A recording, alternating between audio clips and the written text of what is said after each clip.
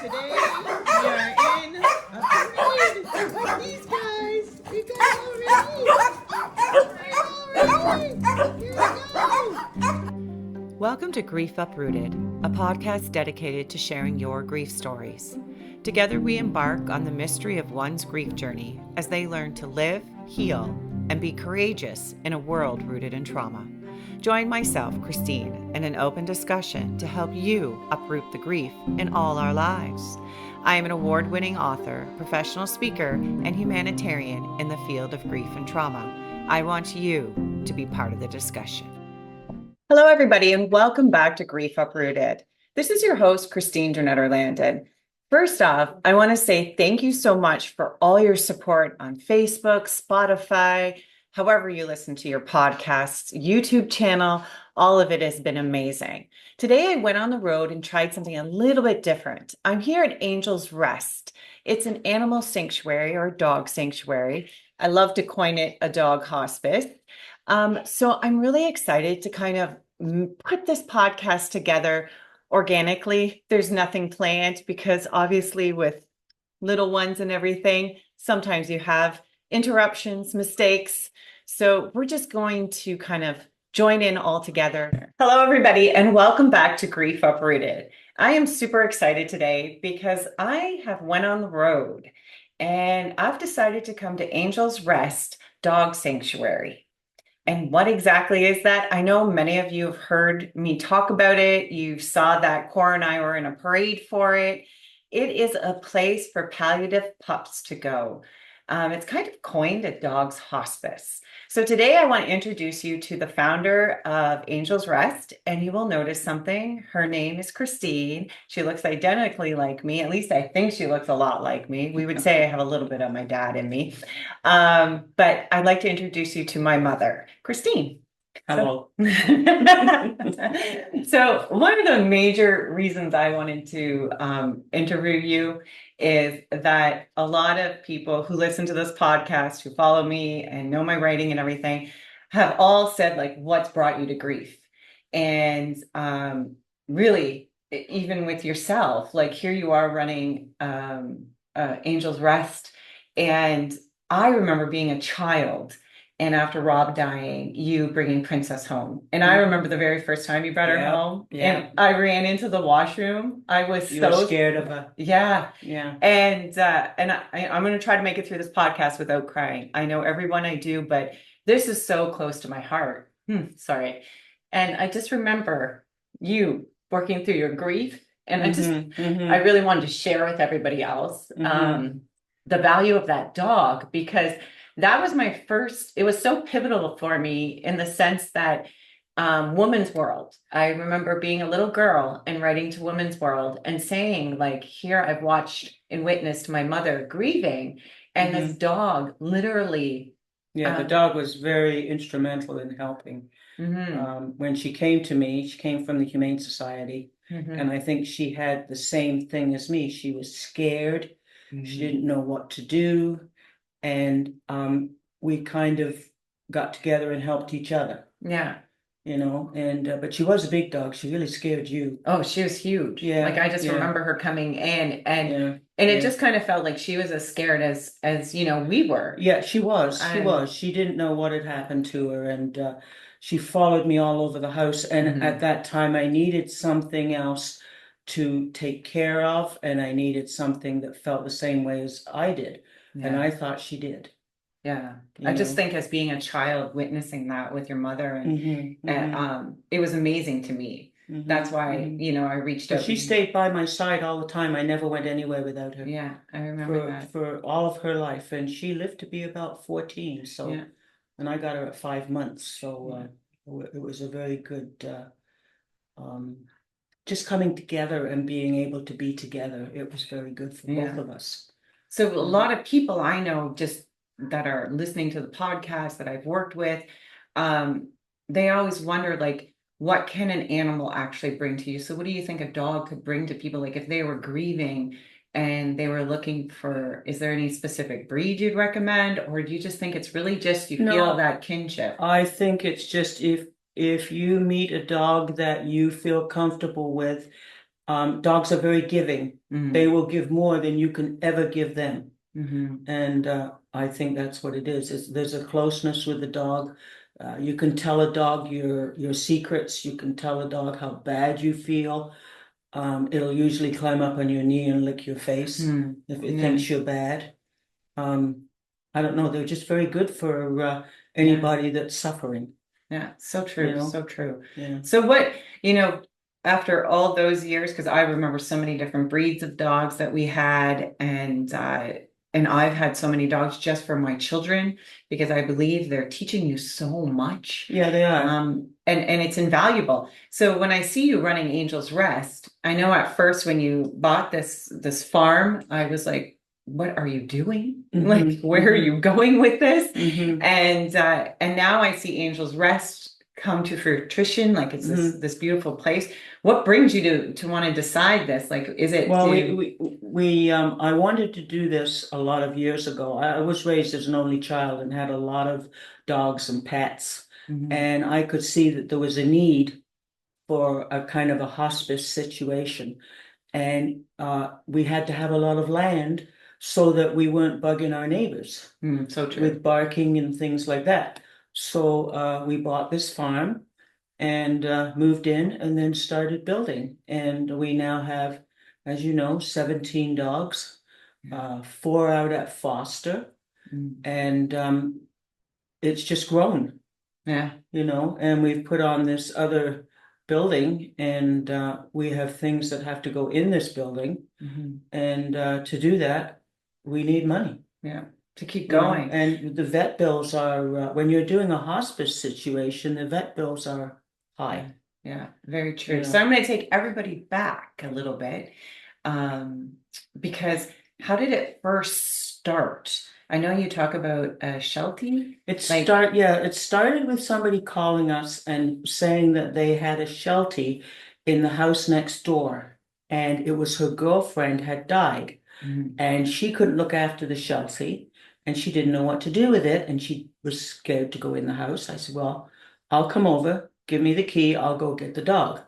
So I got the dog, and I brought the dog here, and then we already had 5 dogs here. So then I got a call from Ajax in a snowstorm. And she said she had 3 dogs and she just lost her apartment and she didn't know what to do. The dogs would have to go to the Humane Society because she couldn't do anything with them. And I said, bring them here. So in the middle of a snowstorm, she turned up with 3 more dogs. And it just blossomed from there. Yeah. And then it kind of evolved because it evolved into dogs that either their owners had passed away or died. And then we started to notice, or you started to notice, that the animals were palliative. So a lot of them are, because they have when you have a small dog, a lot of people treat them like babies. And then what happens is the person dies and the dog goes to the Humane Society and finds out, I'm not a baby, I'm a dog. And it traumatizes them. So if they come here, they live in a house environment like they already lived in. They understand everything. And one of the best things dogs like is television, believe it or not.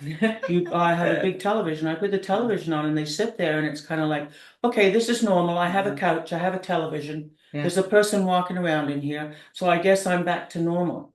Yeah. And that makes so much sense, because people just look at a pet and they think, well, are they grieving? Like, what could... Oh, they do grieve. They do grieve. Yes, some of them grieve for up to 3 or 4 months. And then some of them just within 3 or 4 days, they've moved on to the new person in their life. Yeah, that makes sense, because they're detaching from their owner, then coming here, which there's a bunch of dogs. Yeah, and you have to allow them to grieve in their own time. Yeah.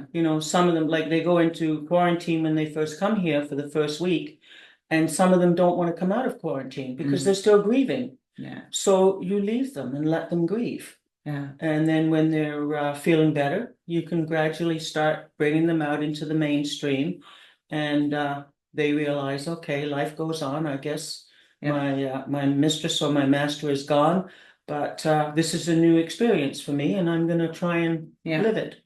Well, and just even visiting you, you see them in playpens and vibrating chairs. Like it's kind of looks like a spa for dogs. Yeah. And a lot of people come in and they're laughing and they think it's adorable. Yeah. But I know from personal experience, when I meet you at our favorite diner here in Niagara-on-the-Lake, or the St. David's actually, you know, you have to leave because volunteers are coming, or you have to leave because it's you have to feed the dog. So kind of walk people through, because I don't think people really realize how much work this takes. Yeah. Well, we usually get up around 7 in the morning, sometimes earlier, but I like 7. Anything earlier is too much.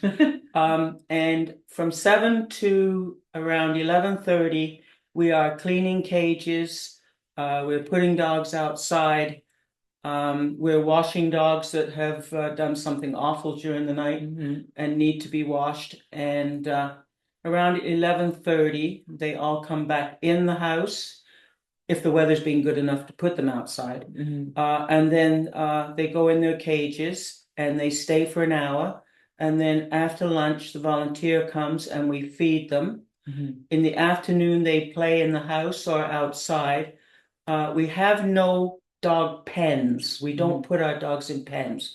They have a cage to sleep in at night, because you can't have this many dogs without for safety reasons. That's right. Yeah, you have to have that. Safe. Yeah, and it goes on till around 8:30, 9 o'clock, and then I say, "Okay, guys, let's go to bed." And everybody runs for a cage because they know that's my bed. Treats are coming. Yeah, and they want to go to bed. Yeah. So then you give them their treat and you say good night and you leave, and usually everything goes along fine. Now, sometimes if you have a sick dog, you have a problem. No, it doesn't. I know that even from being a child, that we used to run a daycare for children. And I remember the daycare having a similar feel to it. Like there was a lot of order to it, and you know, free time and nap time, stuff like that. The other thing that I was gonna go into is, what are some of the needs that you have? Like, obviously, I'm going to introduce you to the puppies and the dogs because I know everybody wants to see that. But before we start that, I'm excited to say we're joining ventures and going to start a GoFundMe for you. And I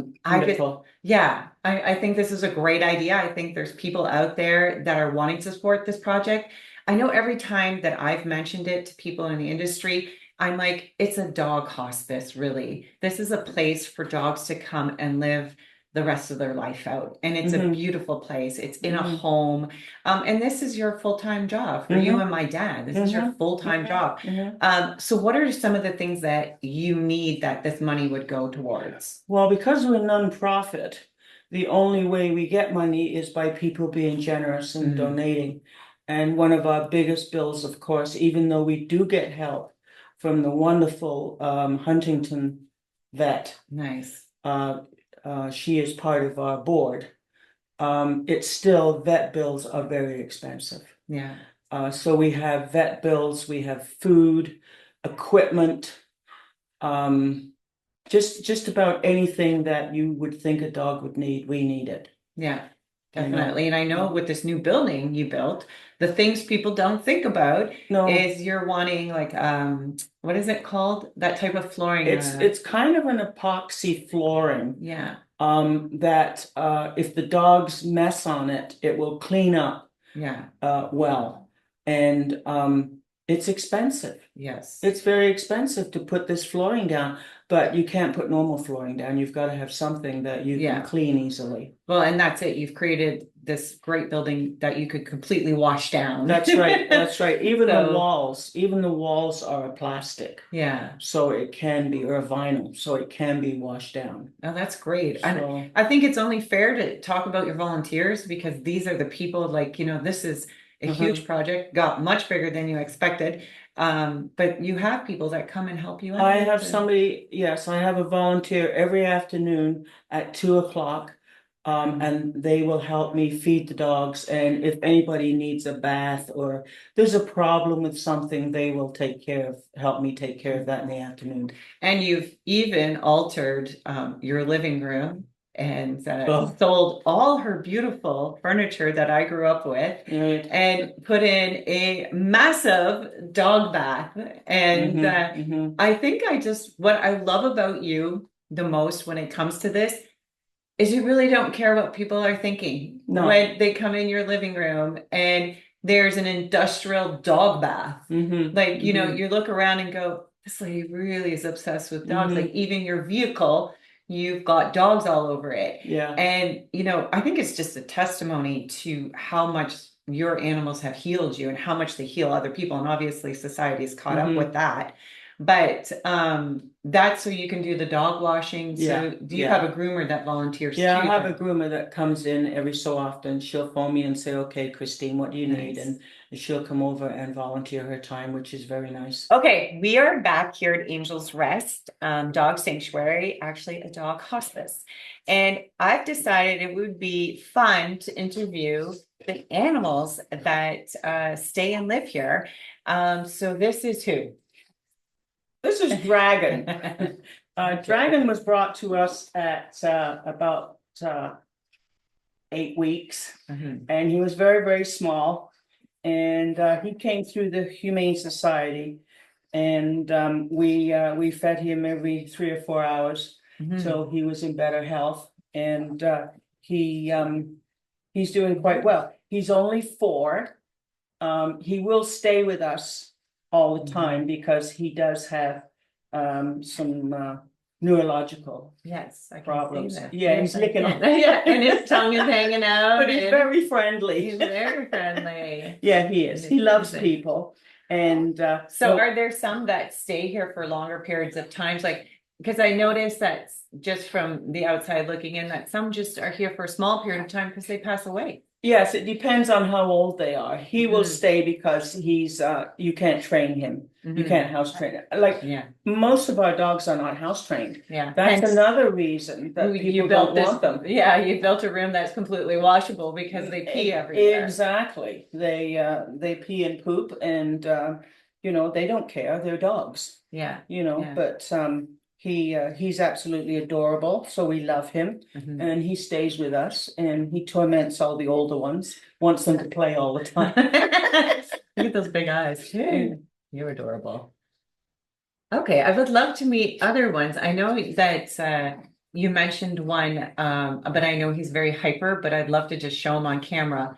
That came to you that had heart issues. Oh yeah, and that's Grover. Do you want to take Dragon?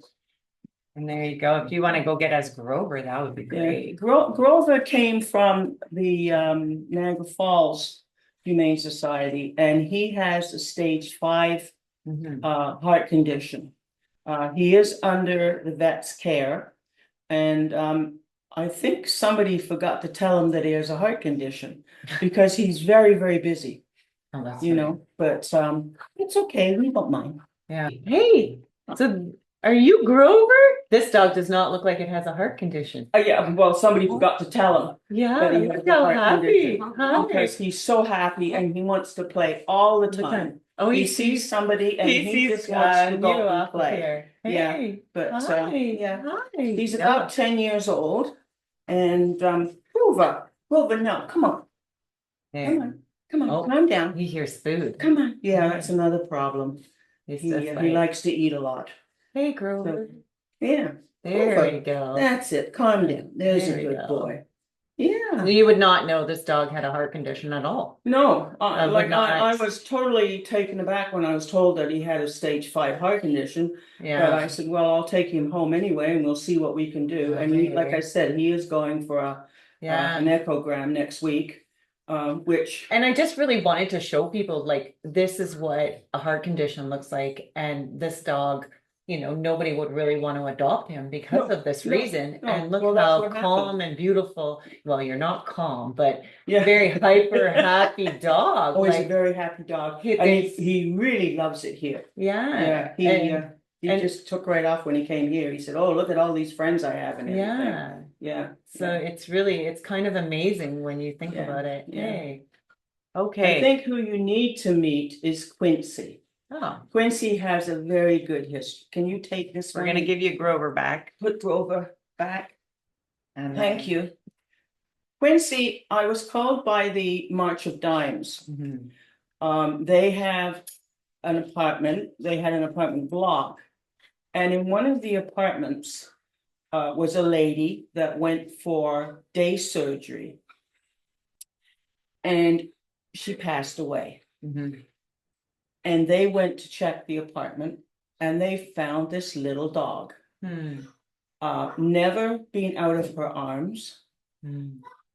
Thinks he should be carried around in your pocket at all times, otherwise he barks. We had quite a time getting him out of there and getting him over here, but we got him, and this is Quincy. Oh, you wouldn't even know he was in an apartment. He's so tiny. This is a little poodle. And a miniature poodle, and of course he needs a haircut, but myself and the volunteers seem to like him better with a little bit of hair, so you can see his eyes. So tiny. Yeah, he is so tiny, but he's been with us about 2 years, I guess. He cannot go to a new home, even if I wanted him to, because he barks all the time. Yeah. And he's not house trained. Yeah. So what do you do with a little thing like this? You can't just let anybody have him, because you fear for his safety. Yeah. So he stays with us. And it's amazing because every one of them is really like every other person in the world. We all have our quirks and tweaks and our everybody's different, and all of them are different, and each of them have their own little issues that they're dealing with. Yeah. It's adorable. Yeah. It's so you have to meet Gus. Gus is blind and deaf, and he's a wonderful dog. So I think what we'll do is let's meet Gus. We would like to meet Gus now. Gus does have a mom, but mom had to go into a home for older people to get care for herself, and she couldn't keep Gus. She was a very good mom, and still looks after Gus as well as she can. She'll come and visit and pay attention to Gus. That's amazing. But he is blind and deaf now. Doesn't seem to worry about anything going on in his life. All he does is sleep. But he is going in for a dental in the next couple of weeks, and you're looking at anywhere from $1,000 to $1,800 for a dental. It's expensive. Yeah. So, but he has to go in and have it done. His teeth are so bad. Yeah, and a lot of people don't realize the cost that's involved with this. These are things that you have to do. Yeah. And what a gift to the owner that you're allowing her to have that visitation, and she knows her dog is safe somewhere and being taken care of. Yeah, she's been told anytime she would like to come and visit him, that she can. Yeah. So what are other ways people can fund you? Like, we're going to start the GoFundMe for sure. And all of you can jump on our GoFundMe. I know we have a Facebook page. I know a lot of people just randomly call you and do the old-fashioned check.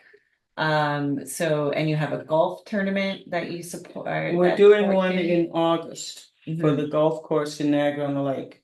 Nice. So we do that for them. And Pet Value. Oh yeah, that's nice. Store is, I don't know whether I can say that or not, so I'm advertising. Well, Pet Value has been doing a run for us right now. Nice. And trying to get us some money to pay our bills. Yeah. So I'm always amazed when I'm around town in Niagara-on-the-Lake or Virgil or St. Catharines, and I see your flyers, or I know when we did a fundraiser, when I walk in, everybody's like, yeah, I know Angel's Rest. Yeah. This is Gus. Hello, Gus. You're knocking all their cameras. Can you get up there? Hey, buddy. Hi. This is Gus. Gus is a real gentleman. As you can, he does have eyes, but they don't work anymore. Hey, buddy. And he is deaf. Like a teddy bear. We don't know how old he is now. But he's had quite a life. He was rescued at one time by the Cocker Spaniel people. Yeah, I know. And then this wonderful lady got him. And no, stay here. No, I guess he's leaving. No, he's leaving. Yeah. He's like, I'm leaving. There we go, buddy. But yeah, he has to stay here because he's blind and he's deaf. You know, and as long as you don't move the furniture, you're okay. Yeah, because that would be, yeah, you feel it, right? Because right now he doesn't, he can't see or nor hear, but he loves attention. He loves any kind of attention. I know, greedy boy. Yeah, he does. And my vet says to me, "Well, what did you do all day? Sleep." Yeah, well, and he's also on a blood pressure pill. He has to take twice a day. And is this the one that when we were in the back one time mowing the lawn, he digs holes? Once in a while, not a lot anymore. But when he first came here, he digged holes for a little while. But then he stopped doing that. And you know, thank goodness, the quality of life is so great. Oh yeah, like a lot of times people think, well, you're palliative or whatever, but the quality of life, like this guy is happy. Yeah. Oh yeah. But he wants to go down. Yeah, he does. He's like, I'm gonna go for a treat. He does. And go see what the world is about. Goodbye. Goodbye. Goodbye, guys. So hello there, sir. How are you? And what's his name? His name is Duncan. Hello, Duncan.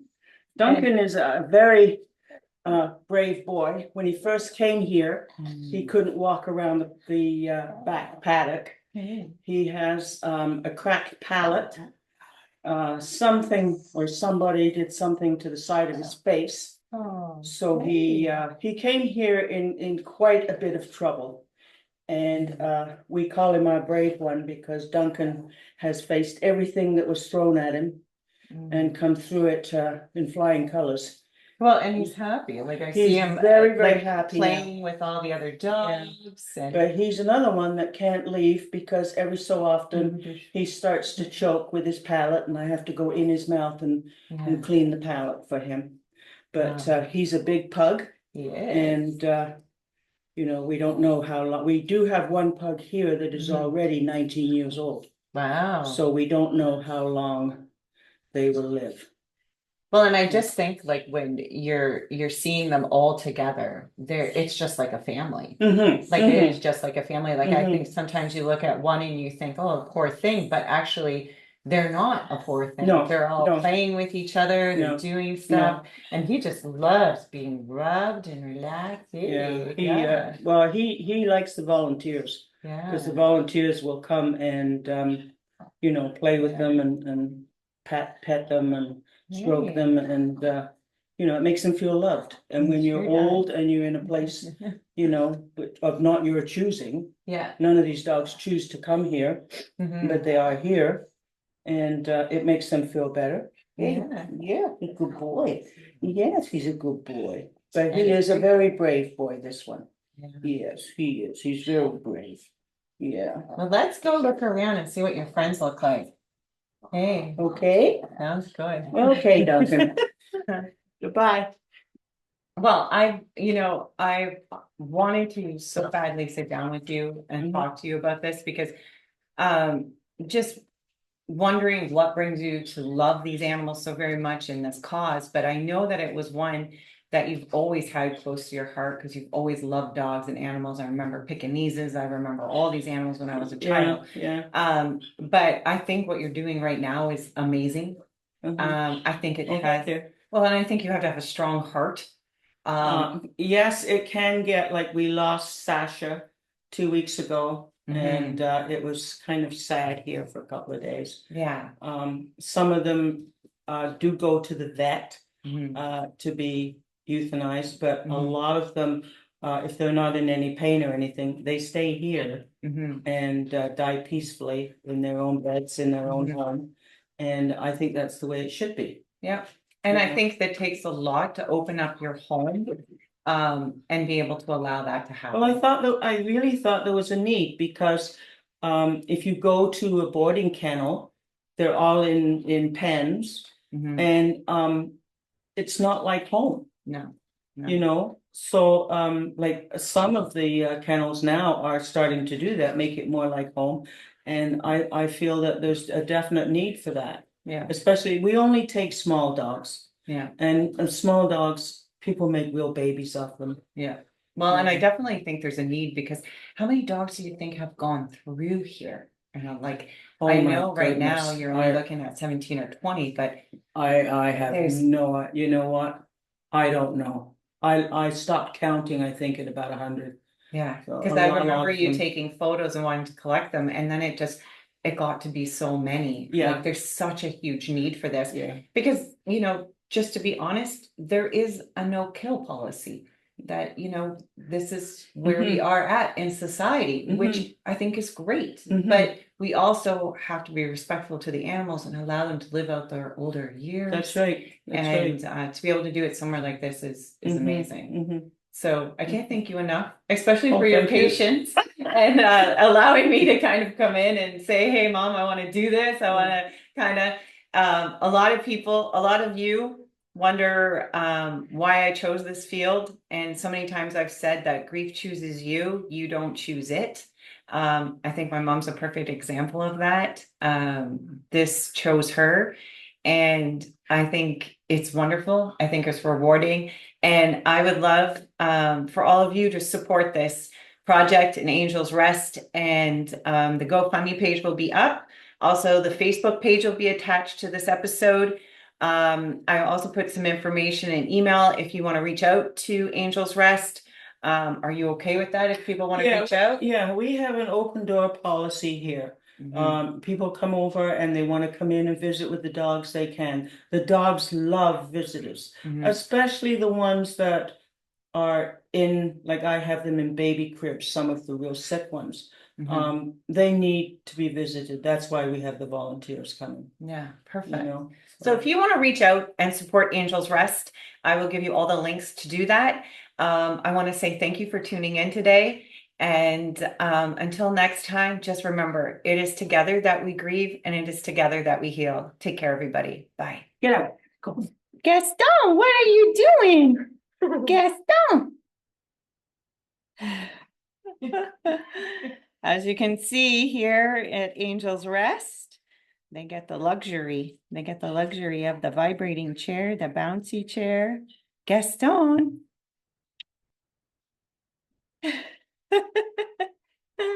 That's adorable.